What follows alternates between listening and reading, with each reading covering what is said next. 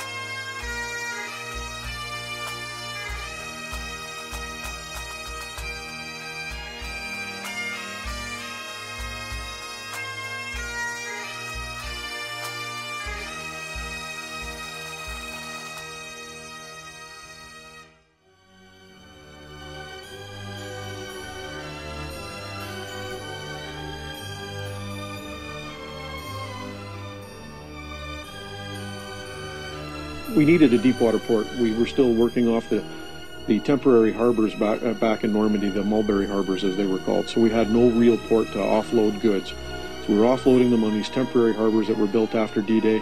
It's several months later. The stuff has to be offloaded in Normandy and driven up the coastline to the rest of the Allied armies. It's taking forever to get things moved up. So we need a deep water port. Antwerp is it, but we got to clear the Scheldt estuary to do that.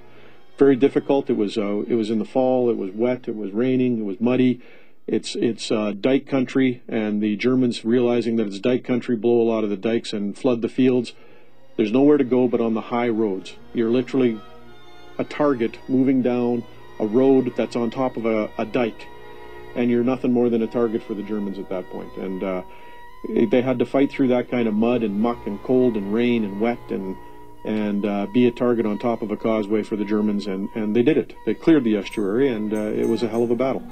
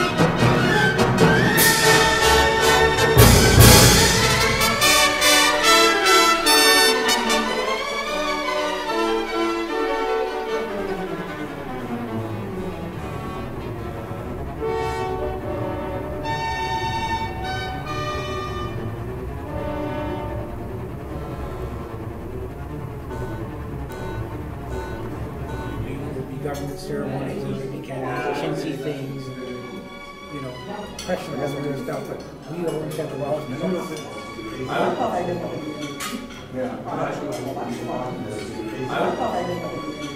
Yeah. What I actually love that you're raising There'd be government ceremonies and maybe kind of chintzy things and, you know, question and stuff.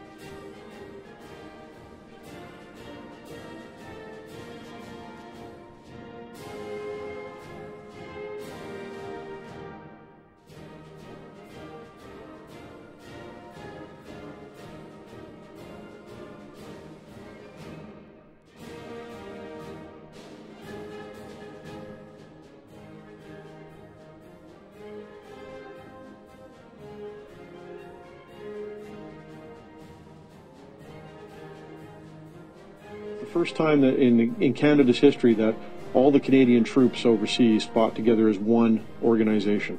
So the 1st Canadian Corps fought together as one organization and captured Vimy Ridge, which a lot of the Allied leadership thought they couldn't do. They thought it was a mission impossible, and we proved them wrong, and we did it. And it was a lot due to the leadership of Sir Arthur Currie, who was the general commanding officer at the time, and he did a fantastic job at preparing the troops and getting them ready. While we were there, we had the privilege of doing a tunnel tour. We're traveling through the tunnels that were built to get the troops up to the front safely. We had a wonderful tour guide from Winnipeg, by the way. Our tour guide was from Winnipeg, and she was fabulous. She gave us a lot of good stories and a lot of good insight, and we had a really good time.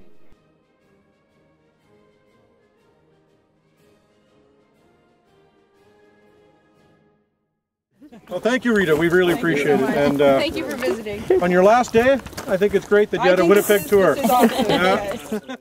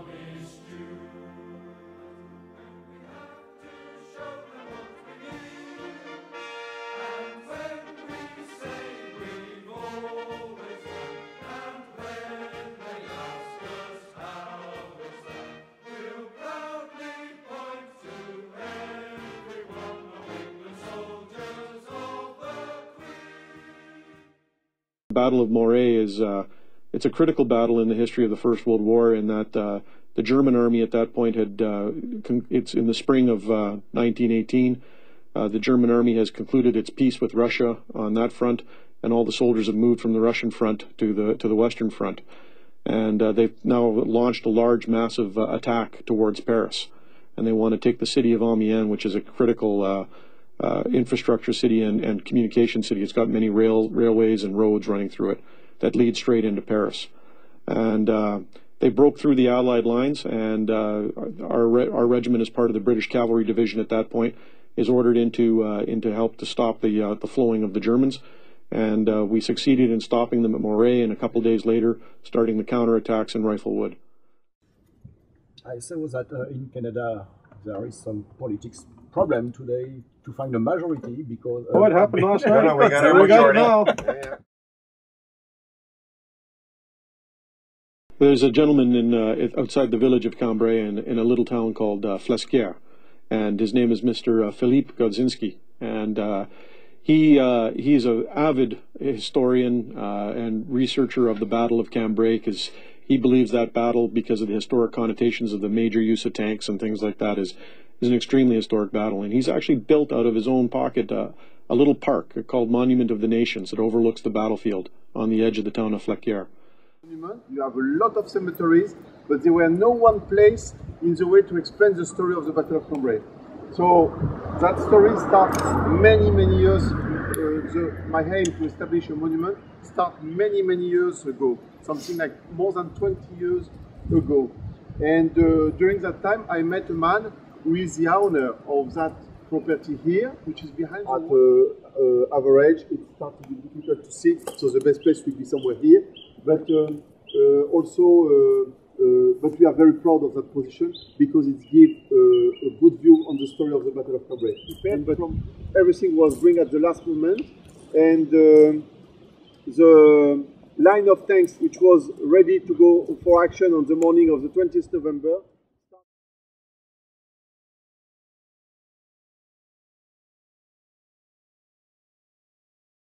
He did some meticulous research, and he realized that one of the tanks from that battle was destroyed during the battle, but never recovered, never found.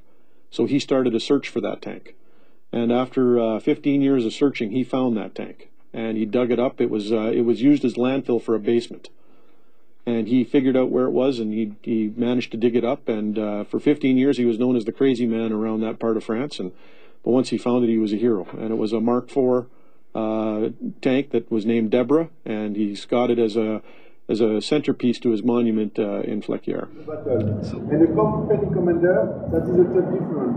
Usually he can lead his tanks, he prepares the battle, they have a lot of work to do before and after the action, many papers and things like that. I went in many different places. I was able to get the documents which were written by the officers, but also by those who wrote the story of the Battle of Cambrai with their blood. That's been the tank commander, sometimes it was written by one pigeon which was sent by the tank. Each fighting tanks carry a basket in which was conditioned to see all that tragic story inside the tank. So anyway, this document was very precise. And in what place the tank commander has to write also.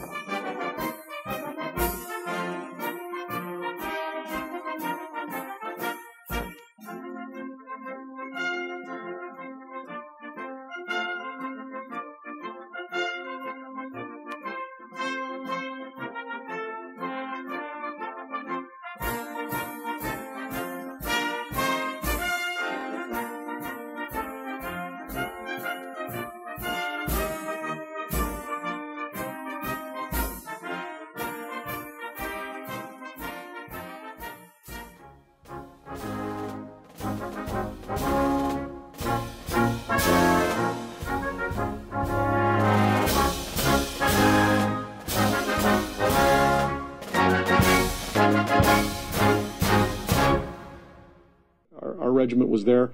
The concept was the tanks with the infantry would break through the German lines, and then they'd pour the cavalry through those lines into the German rear areas to wreak havoc on their headquarters and their supply lines and things like that. And so one of our squadrons broke through the German lines as planned, and got into the rear area and wreaked havoc as they were supposed to. And a few of them made their way back in the middle of the night by hook and by crook.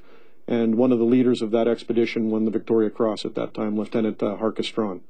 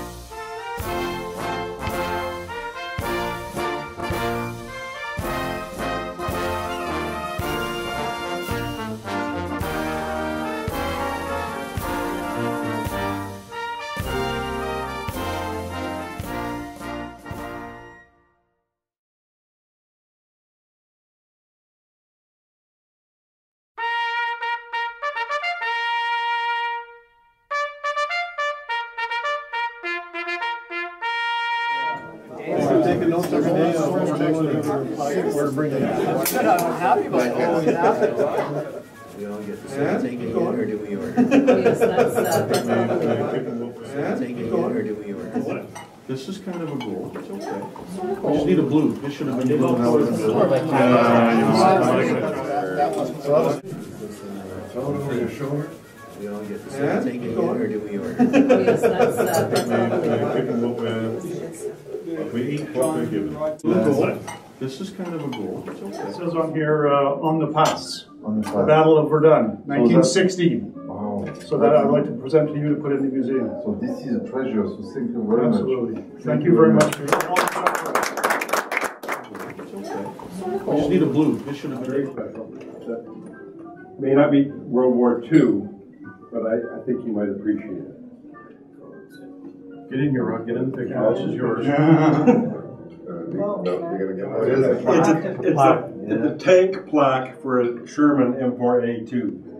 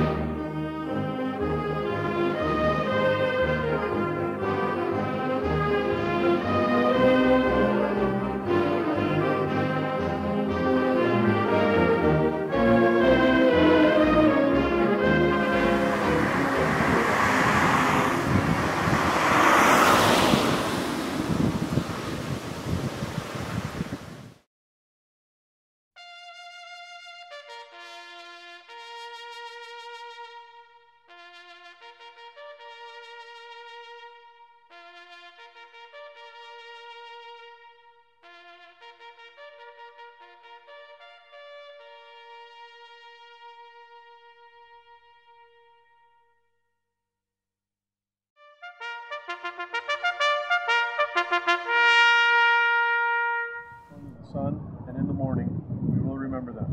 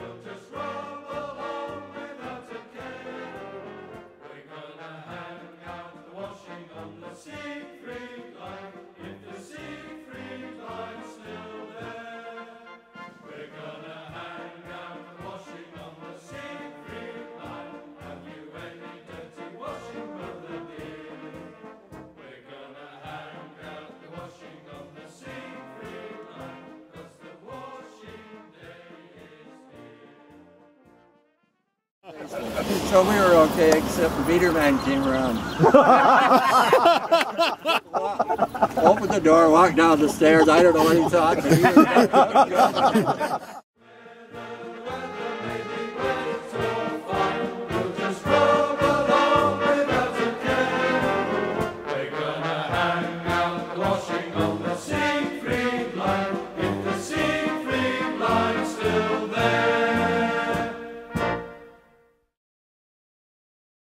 It takes a lot to weed, well, infantry out of it. And the ground around here, there was only one access to it from our lines. We were coming from that direction in the north. So, C Squadron came up. They also came up with, it was on the 20th of February, 1 and 2 troop with 17 from a scout platoon.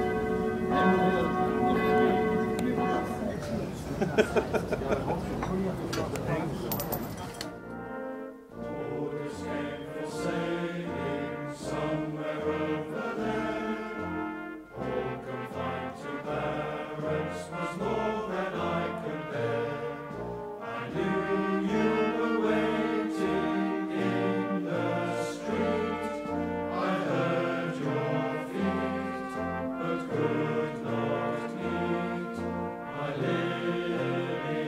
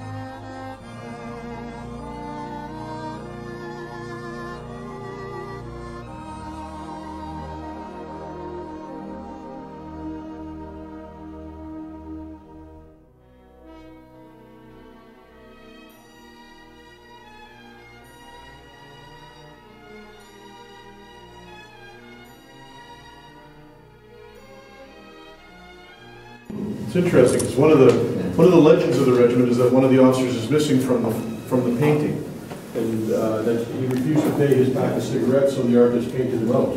But the photograph has the exact same as the painting.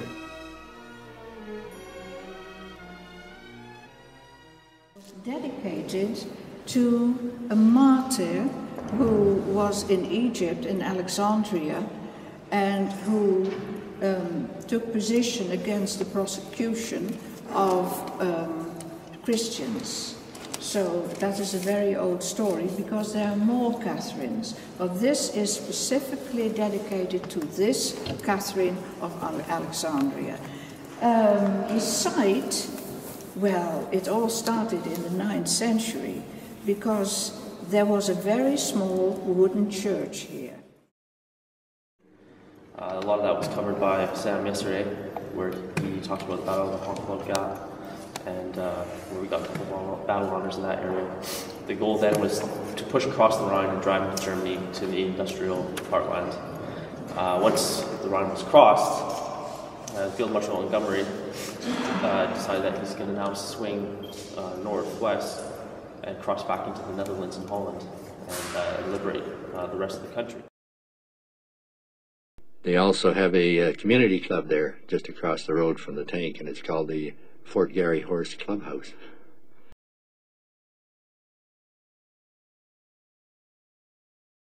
And in the morning, we will remember them. We will remember them.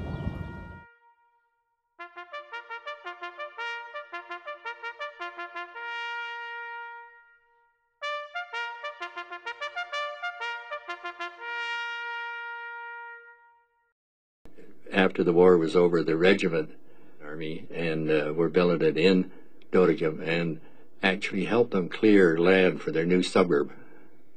And they called this Canada was the name of the suburb, and they named the streets Winnipeg Street, Toronto Street, General Crerar Street, and brought in one of the Fort Garry Horse tanks. They actually created a park. They called it a Canada Park. Great job. She should be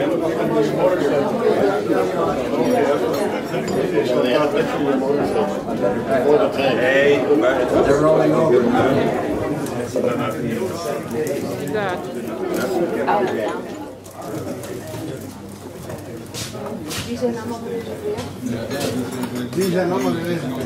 You've chosen to visit our city some 66 years after we first became acquainted. This location is also one that is particularly memorable. The Canada Park, built by our own regiment. Of the members of our community that organized it. It was not the municipality.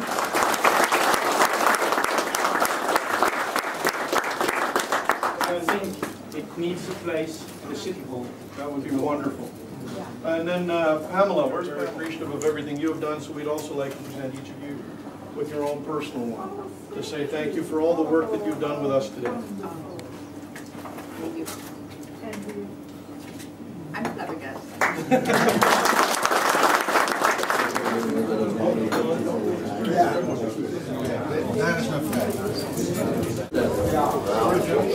May I open it? You may open it. Of your people.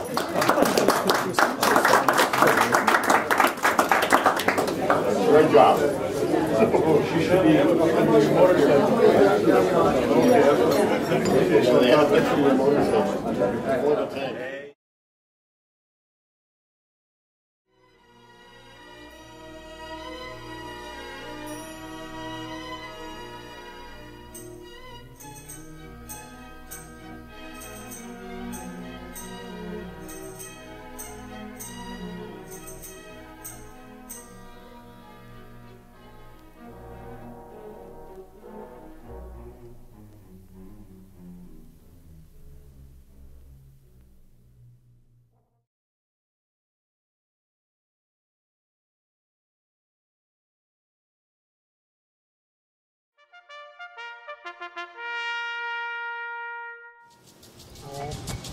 age shall not weary them, nor the years condemn.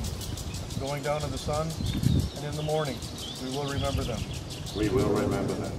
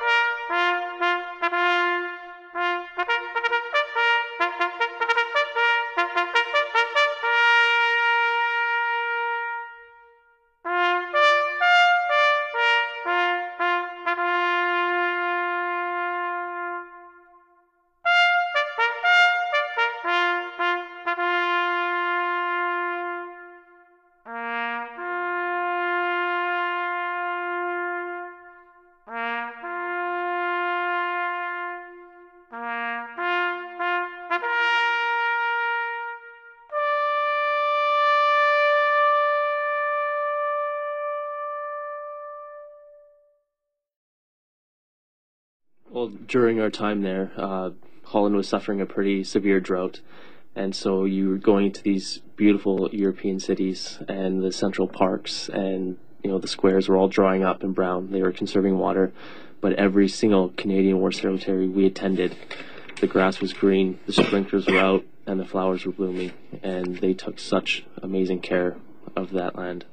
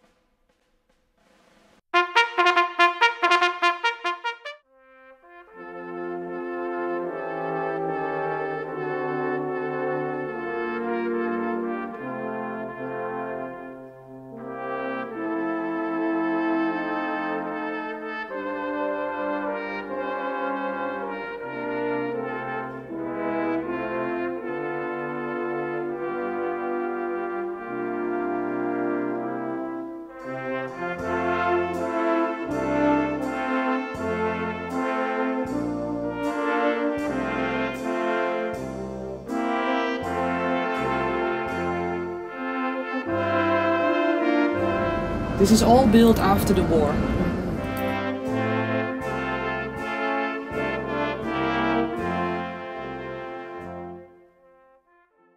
That's Mr. Butterworth. This is Mr. Butterworth. Yeah, we met each other. 95. I had a picture. You see? Do you remember that? I had an exhibition. Fred Butterworth was my older brother. He's 2 years older than me. We were Garys. We were gunner operators. We did the same job. All the time we were there in the tanks. And, well, just part of the family. That's all he did. He was killed on April 13th in liberating Groningen. He was the first Canadian of 40 that were killed in liberating Groningen. And they have a monument there dedicated to those 40 people. And it's celebrated over in Holland every 4th of May. They come out with flowers, put a flower, have a little ceremony.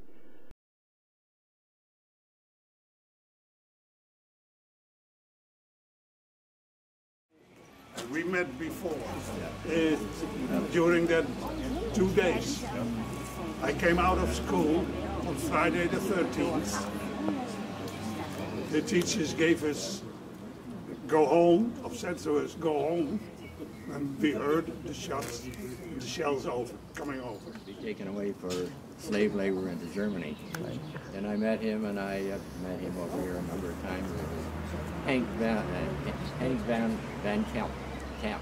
Camp was his name. And so we met him a number of times. And what we asked the soldiers was chocolate and chewing gum. Yeah. The plaque that was there was adopted by one of the local schools, and they're going to be looking after it. They're going to make sure that they're placed there every year.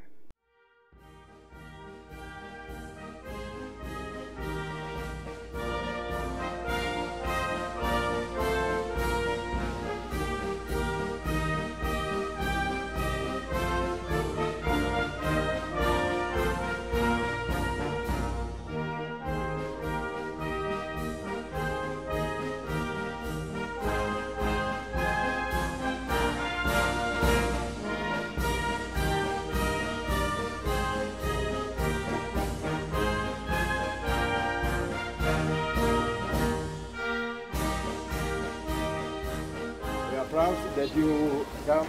Sometimes last week there were 2 people, soldiers, old soldiers, and we are proud that you now are here in our group. Ja, de island is het.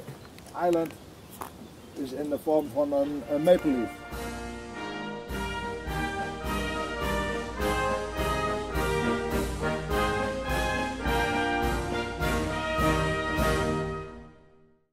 We find the stones where the international rights of children are.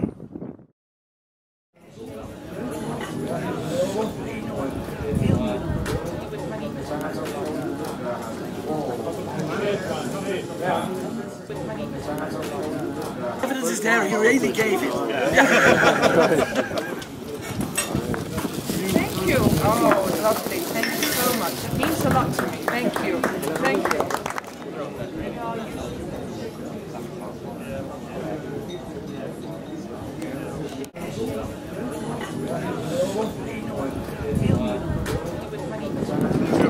I hope to see you again. Danny knows my number, so thank you. And hopefully see you again.